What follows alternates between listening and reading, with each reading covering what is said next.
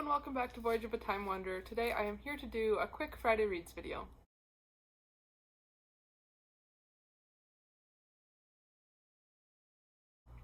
So in my part of Western Canada, we've been going through a pretty significant heat wave for the last week. It's been in the high 30s, low 40s, which is I think about 105 degrees Fahrenheit, and that's definitely abnormal for our area and for this time of year, and my apartment doesn't have AC, so it's been a little bit hard to focus on reading, but thankfully it is starting to cool down, and finally I can enjoy sitting out on my balcony again and doing some summer-themed reading. So obviously being July, it means Jane Austen July has started, so I've got a number of the books that I'm hoping to get to this weekend that are tied into Jane Austen July, and then a few others that I'm also hoping to have time to finish up. It is a 4-day weekend here. Canada Day was on the 1st on Thursday, and then I had taken today the 2nd off as well to make it into a 4-day weekend, so I have lots of time for reading, and I'm hoping to get through a number of the books that I'm going to be discussing.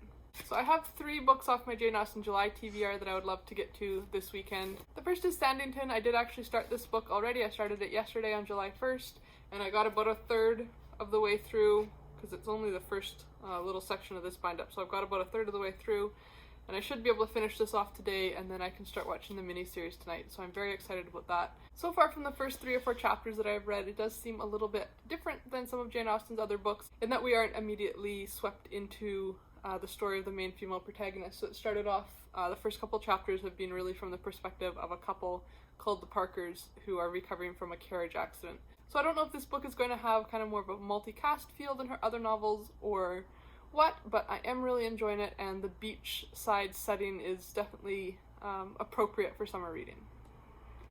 Then I've also got Confessions of a Jane Austen Addict. This is kind of one of the more fun picks off of my TBR that I'm anticipating will be kind of a quick and silly read. It features a modern day woman who loves Jane Austen who ends up time traveling and getting stuck in Jane Austen's Regency era. So I think that will be really fun to kind of break up. You'll see I have a number of classics that I'm hoping to start this weekend, so this will be kind of a fun diversion from that. And then when I finish Sanditon, I'm hoping to start on Northanger Abbey. I'm really excited to reread this one. I have never reread it, and it's been, I think, 4 years since I read it for the first time. And when I read it initially, I only took a couple of days, so we'll see if I can make a pretty significant dent in it this weekend. I love this edition. It's an illustrated edition, so we've got all kinds of beautiful pictures throughout. I don't know, I need to look up and see if these were like the original illustrations or if this was specific to this edition or what, but I love this picture here with the quote from the beginning of the book, "Catherine grows quite a good-looking girl." And we've got Catherine wandering through the garden there, and I just love that image. So I'm really looking forward to getting back into Northanger Abbey soon. Then being July, it also means it's time to start Les Miserables for the Les Mis Along 2021 read-along. I'm very excited for this, and I'm also considering whether or not to try annotating this book. I never really annotate my books, but I figure if there was one to annotate, it would be this one, because the chances of me like rereading this book in my lifetime are very slim.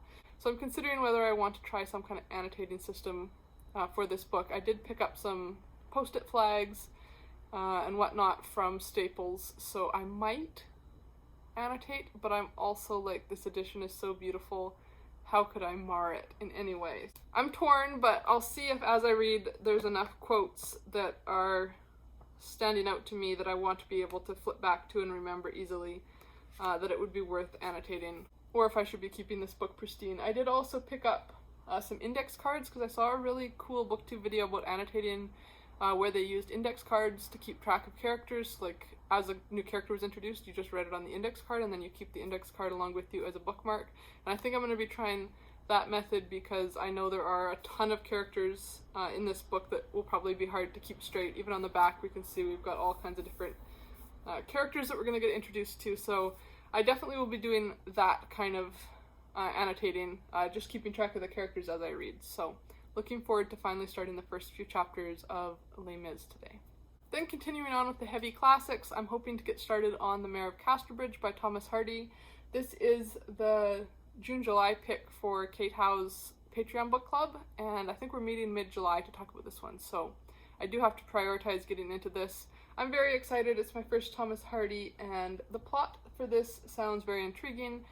A man makes a poor decision early in his life that I guess kind of follows him through once he gains more social standing and becomes the mayor of Casterbridge. So I'm very curious about this one, and since I think we're meeting mid-month, if I read a couple of chapters a day of this, I'll be able to get through it in time. So I need to start this one now. I also have it on audiobook, so I might listen to it to kind of mix things up. I don't know yet.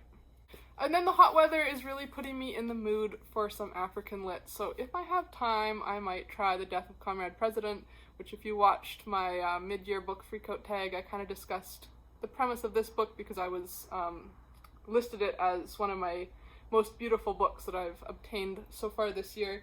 This book is set in Congo Brazzaville, and it's set over the course of just 3 days, which is why I really want to pick it up. I'm kind of intrigued right now by books that are set in short time spans. I don't know if there's a proper word for that.